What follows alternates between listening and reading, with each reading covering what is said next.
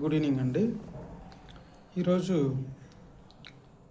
న్యూస్లో బాగా వినపడుతున్న మరో అంశం, చండీగఢ్ పైన ఆర్టికల్ 240ని ప్రయోగిస్తారని విపక్షాలు బాగా వారి యొక్క తీవ్ర వ్యతిరేకతను ప్రదర్శిస్తున్న అంశం వార్తల్లోకి వచ్చింది.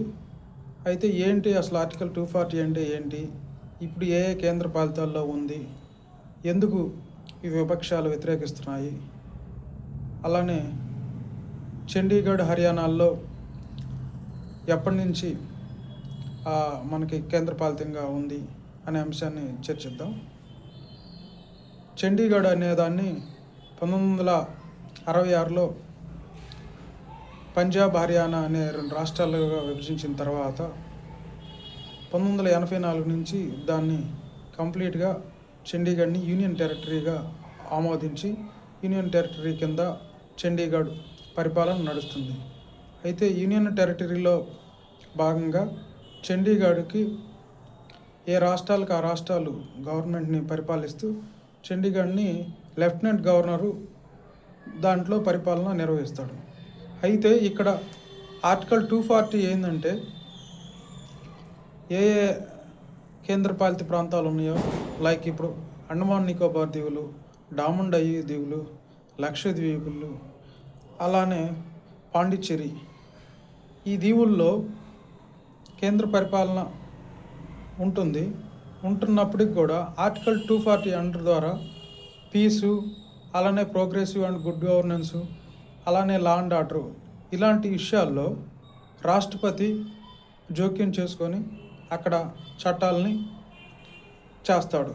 అయితే ఈ 240లో ఇప్పుడు చండీగఢ్ని కూడా చేర్చడం వలన ఈ చండీగఢ్లో కూడా లా అండ్ ఆర్డర్ ఏదైనా కూడా కేంద్రంలోకి డైరెక్ట్గా వెళ్ళిద్ది.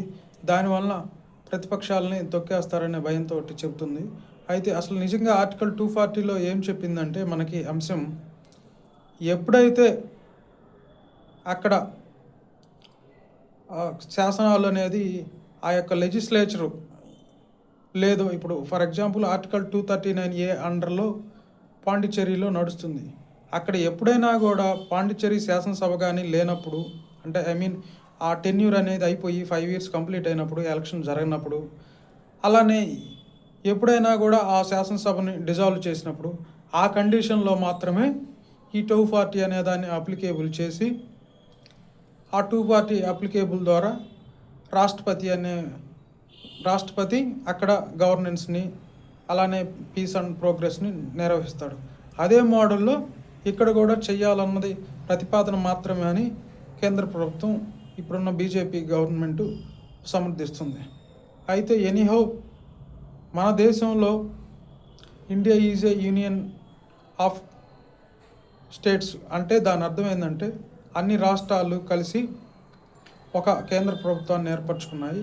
కేంద్ర ప్రభుత్వందే మెయిన్ ఇక్కడ అల్టిమేట్గా, ఎందుకంటే భారతదేశం అనేది బ్రిటిష్ వాళ్ళ పరిపాలనలో ఉంది. ఆ తర్వాత ఇంతకంటే ముందు కూడా 565 సంస్థానాలు అన్నీ కలిసి ఇండియా అయింది. కాబట్టి ఎక్కడా కూడా డిజింటిగ్రేషన్ కాకూడదని ఎక్కువ కేంద్ర ప్రభుత్వాన్ని మనం అంత బలం ఇచ్చాము. బట్ అమెరికాలో ఆ సినారియో వేరు. అక్కడ ఏంటంటే ఏ రాష్ట్రానికి ఆ రాష్ట్రం, for example law and order కానీ, సుప్రీంకోర్టు కానీ, ఏదైనా జ్యుడిషియరీ అనేది అక్కడ రాష్ట్రాలే మెయిన్ హజిమోని ఉంటుంది. బట్ ఇక్కడ ఏంటంటే యూనియన్కి అనేది ఆ ప్రయారిటీ ఉంటుంది. సో ఇక్కడ నా యొక్క సొంత ఒపీనియన్ ఏంటంటే, దేశం సమగ్రంగా ఉండటానికి అవసరమైన పరిస్థితుల్లో ఆర్టికల్ 240ని వాడుకోవటం మంచిదే అని నేను దాన్ని సమర్థిస్తున్నాను. Thank you.